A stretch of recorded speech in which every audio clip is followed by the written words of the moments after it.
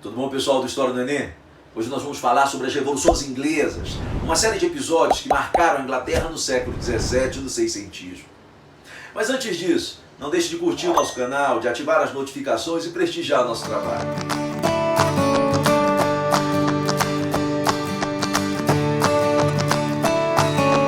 Ao longo do século XVII, a Inglaterra, do ponto de vista político, não foge à regra da Europa Ocidental. É uma típica monarquia absolutista. Do ponto de vista econômico também. Monarquia absolutista intervencionista que utilizava e empregava o mercantilismo nas relações econômicas. É verdade que o país havia acabado de sair de uma guerra contra a Holanda e de outra contra a Espanha. É verdade também que depois das guerras contra os franceses, na transição da Idade Média para a Idade Moderna, a Inglaterra vem desde aquela época se arrastando com problemas econômicos, com problemas tributários, fiscais. A crise orçamentária, em especial o déficit orçamentário por volta de 1640, era de conhecimento público. No aspecto político, a monarquia absolutista inglesa era controlada pela dinastia dos Stuarts. Quem estava no poder era Carlos I, ou Charles I, como preferem alguns. Governava com mão de ferro, típico monarca absolutista, centralizando todos os poderes. É verdade também que, do ponto de vista político, a Inglaterra tinha um parlamento bicameral e esse parlamento era quase um retrato da própria sociedade inglesa. Câmara dos Lordes, Câmara dos Comuns. Na Câmara dos Lordes estavam aqueles que defendiam o absolutismo, que aplaudiam Carlos I, o rei. Todos eles eram adeptos da igreja oficial da Inglaterra, a igreja anglo-saxã, a igreja anglicana. Não esqueçam, a Inglaterra na Europa Ocidental é o único país oficialmente protestante. E a igreja anglicana, subordinada ao rei, é a única que pode existir. Como eu estava dizendo, na Câmara dos Lordes estavam os defensores do absolutismo, a alta nobreza, os grandes proprietários de terra, descendentes dos antigos senhores feudais, chamados de cavaleiros, como eu disse, repito, adeptos da igreja anglicana. Do outro lado, na Câmara dos Comuns, a história era um pouco diferente.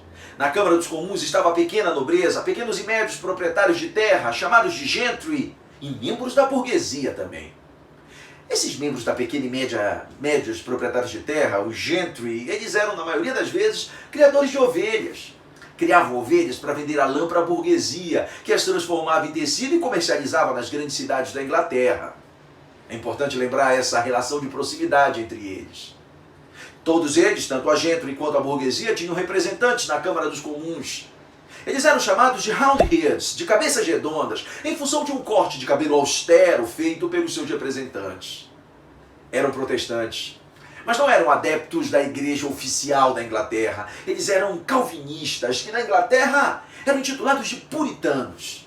A igreja puritana existia, não oficialmente, no submundo, às escondidas. Câmara dos Lordes, os que defendem o absolutismo. Câmara dos Comuns, os que questionam medidas absolutistas. E, na maioria das vezes, não fecham com o monarca.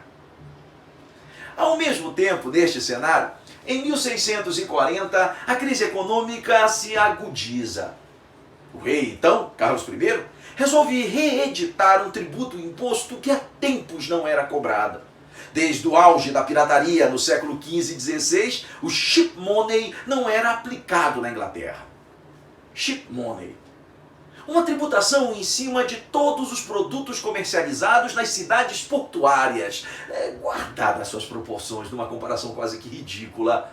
Seria parecido com o ICMS, um imposto sobre circulação de mercadorias e serviços cobrado no Brasil na maioria dos estados. Cada produto comercializado nas cidades portuárias tinha uma taxação que era recolhido direto aos cofres do governo. Os comerciantes, entenda, a burguesia já não aguentava mais tanto tributo, já não aguentava mais tanto imposto e ainda por cima esse foi a gota d'água, o que determinou o início do processo revolucionário na Inglaterra. É óbvio, sempre é bom lembrar que você nunca vai dizer que as revoluções da Inglaterra começaram em função deste episódio, da cobrança do ship money, não, longe disso. É apenas o deflagrador. A insatisfação da burguesia e das camadas populares já era visível. A carga tributária para tentar equilibrar as contas de um país que havia perdido muitos recursos em sucessivas guerras já estava na flor da pele. Portanto, a revolução era uma questão de tempo. A tradição da monarquia inglesa diz que toda lei que for criada deve ser enviada para o parlamento. O parlamento não tem o poder direto de veto, convenhamos. Até porque se o parlamento tiver o poder de veto, a monarquia absolutista começa a ser questionada. Mas esse parlamento tem o poder de fala, tem o poder de discurso, de mobilizar as massas. Quando o Chip Money foi enviado para o parlamento inglês, a Câmara dos Lordes reagiu como se esperava, aplaudindo, apoiando. Já a Câmara dos Comuns teve uma reação bem diferente. Foi a partir daí que surgiu a figura de um representante da burguesia e da pequena e média gentry, o Oliver Cromwell. Oliver Cromwell, como representante da Câmara dos Comuns, se postou contra o Chip Money, mobilizou os deputados da Câmara dos Comuns num grande protesto que publicamente rasgou a lei. Na mesma hora, informado, Carlos I, em 1640, mandou fechar o parlamento. E quando o parlamento é fechado, explode uma guerra civil no país. Essa guerra civil vai se arrastar por 9 anos, de 1640 a 1649, após o fechamento do parlamento. De um lado, aqueles que defendem o absolutismo, a alta nobreza, os grandes proprietários de terra, os descendentes dos senhores feudais, os adeptos da igreja anglicana, os membros da Câmara dos Lordes. Do outro lado, aqueles que eram contra o absolutismo, que defendiam os interesses da burguesia, da pequena e média nobreza, do gentry e das camadas populares.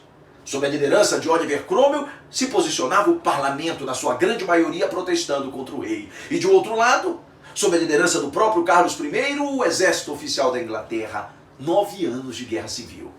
O país rachou, uma guerra extremamente equilibrada. Oliver Cromwell chegou a criar um exército próprio, um exército de novo tipo, um novo modelo de exército, um exército em que ele usava critérios de merecimento para a ascensão à hierarquia militar. Enquanto que no exército oficial da Inglaterra, somente os membros da alta nobreza assumiam o oficialato. Vitórias de um lado, do governo, do exército oficial da Inglaterra, vitórias do outro, do exército do novo tipo, do exército do novo modelo, liderado pelo Oliver Cromwell. Uma guerra civil equilibrada, que fez com que o país todo, ao longo de 9 anos, sofresse com isso. Nesse meio termo, durante a guerra, 2 grupos sociais, 2 movimentos sociais com características populares se juntaram a Oliver Cromwell e aos opositores do absolutismo. Não por afinidade direta, mas porque queriam pôr abaixo a monarquia dos Stuarts. Os Diggers e os Levers. Diggers, do verbo to dig, cavar, escavar, cavar raso. Eles eram uma espécie de MST da Inglaterra. Camponeses que lutavam pela reforma agrária. Era um grupo radical, rural. Os Diggers, escavadores, se juntaram ao Oliver Cromwell. Oliver Cromwell prometeu a eles terras. Ao mesmo tempo, os Levers, do verbo to level, nivelar, os niveladores, um grupo mais urbano que lutava pelo fim das desigualdades sociais, também se aproximou de Oliver Cromwell, que prometeu a eles uma série de medidas, leis, para buscar diminuir a diferença entre os poucos ricos e os muitos pobres e miseráveis do país. A entrada dos Diggers e dos Levers foi decisiva para a vitória de Oliver Cromwell e do parlamento, para a vitória da burguesia e da pequena nobreza, para a vitória dos insatisfeitos. Em 1649, grande parte da família real e os que sobraram da alta nobreza fugiram para a França, deixaram o rei sozinho. Naquele cenário, a Revolução Puritana, a primeira fase do processo revolucionário, se concretizava. Liderados por Oliver Cromwell, o rei é arrastado à praça pública e tem sua cabeça cortada a golpes de machadada. A primeira vez que isso ocorre na Europa Ocidental. Aliás, a primeira vez de uma série a partir de então. Com a morte do Carlos I, a monarquia absolutista é derrubada. E com esta revolução, Revolução Puritana, Oliver Cromwell assume o comando do país. O filho de Carlos I, Carlinhos, foge para a França com grande parte da alta nobreza, se refugia lá. Os franceses aceitaram recebê-los no exílio, impondo a condição deles se converterem ao catolicismo, logo aceita por eles. Enquanto os membros da família real, enquanto os membros da alta nobreza inglesa estavam na França, Oliver Cromwell começava o seu governo. O governo Cromwell vai de 1649 a 1658. Ao longo de 9 anos, Oliver Cromwell governou o país como se fosse um rei. Se autoproclamou Lorde Protetor da Inglaterra. Passou a controlar o país com todos os poderes. O executivo, o legislativo e o judiciário estavam nas mãos dele. Os grupos sociais, os movimentos sociais populares que ajudaram ele na chegada ao poder foram eliminados. Tanto os diggers quanto os levers, tanto os escavadores quanto os niveladores foram neutralizados. Tomou as terras da alta nobreza e repassou para os membros da pequena e média nobreza e beneficiou a burguesia com uma medida que, sem sombra de dúvida, marca o seu governo: os atos de navegação. Um conjunto de leis que proibia que navios estrangeiros atracassem nos portos ingleses, garantindo apenas à Inglaterra o domínio político do comércio interno. Dizia ele, Oliver Cromwell, somente navios ingleses ou navio dos países de origem, com a bandeira dos países de origem dos produtos, poderiam atracar na Inglaterra. Trocando em miúdos. Navios da Holanda, navios da Bélgica, dos Países Baixos de maneira geral, navios da Espanha, navios de outros países não podiam mais atracar na ilha da Bretanha para vender seus produtos. Apenas navios ingleses poderiam vender para a Inglaterra. A burguesia da Inglaterra abriu um sorriso largo, feliz com essa medida. Os atos de navegação não deixam de ser vistos como uma medida protecionista que garante à burguesia da Inglaterra o monopólio do comércio interno, impedindo que a burguesia de outras nações, de outros países, entrassem com suas mercadorias diretamente na Inglaterra. Em 1658 ele morre. Morte natural. É verdade que existem relatos e registros que falam num possível envenenamento. Após a morte dele, o filho, o primogênito dele, foi transformado em governante da Inglaterra. Ele preparou o terreno. Richard Cromwell. É verdade que Richard Cromwell assumiu em 1658 e não chegou a ficar nenhum ano. Quando Oliver Cromwell morre, os membros da alta nobreza inglesa que estavam na França no exílio resolveram voltar. Liderados pelo Carlinhos, ocorreu a restauração. E a Inglaterra, na sequência, voltou a ser uma monarquia absolutista. Carlinhos tornou-se Carlos II, executou Richard Cromwell, assumiu o poder no país. Restaurou o parlamento e a Inglaterra voltou a ser a monarquia absolutista de outrora. Carlos II governou por quase 30 anos. Em 1685 ele morre. E quem assume é o seu sobrinho, príncipe de Edimburgo, que foi com ele para o exílio na França. E que na França, ainda criança, acabou assumindo o catolicismo de fato. Jaime. Seu bisavô era Jaime I, ele assume como Jaime II, sucessor de Carlos II. Jaime II assume como um rei católico. O mesmo catolicismo que outrora ele escondia num país oficialmente anglicano, agora ele não tinha mais por que fazer isso, já que ele é o rei do país. Jaime II resolve fazer um governo para os católicos. Ele consegue uma proeza. Os protestantes anglicanos e puritanos se juntam para derrubá-lo e em 1688 articulam um golpe, que não chega a ser uma revolução sanguinária, um golpe. Ele é afastado do cargo e a filha dele, Marie Stuart, casada com Guilherme de Orange, da Holanda, assume o país. Ele é afastado pela nobreza anglicana junto com a burguesia puritana. Anglicanos e puritanos, apesar das suas diferenças, se juntaram por serem protestantes a fim de derrubar o rei católico. Ele é afastado, Marie Stuart e Guilherme de Orange assumem, a monarquia dos Stuart é mantida, porém subordinada a um documento. Essa foi a condição da articulação feita pela burguesia puritana com apoio de alguns nobres anglicanos. O documento era a Bill of Rights, a Declaração dos Direitos, em voga até hoje na Inglaterra. É esse documento que transforma a Inglaterra no que ela é ainda hoje, uma monarquia parlamentar. Com manutenção de uma família real que vai reinar, mas não vai governar. Um parlamento construído a partir de eleições democráticas, com a participação direta e com controle a partir daí da burguesia.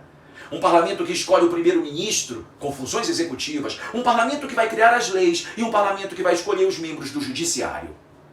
O poder político, de maneira geral, está nas mãos do parlamento na Inglaterra até hoje. E esse parlamento, desde a Revolução, era controlado pela burguesia. A Inglaterra transforma-se, então, no primeiro país, após este golpe, chamado de Revolução Gloriosa, a Inglaterra se torna o primeiro país em que a burguesia, além do poder econômico, vai ter também o poder político. Se torna o primeiro país em que a burguesia vai administrar. O primeiro país em que ela vai pôr em prática as ideias liberais, principalmente na economia.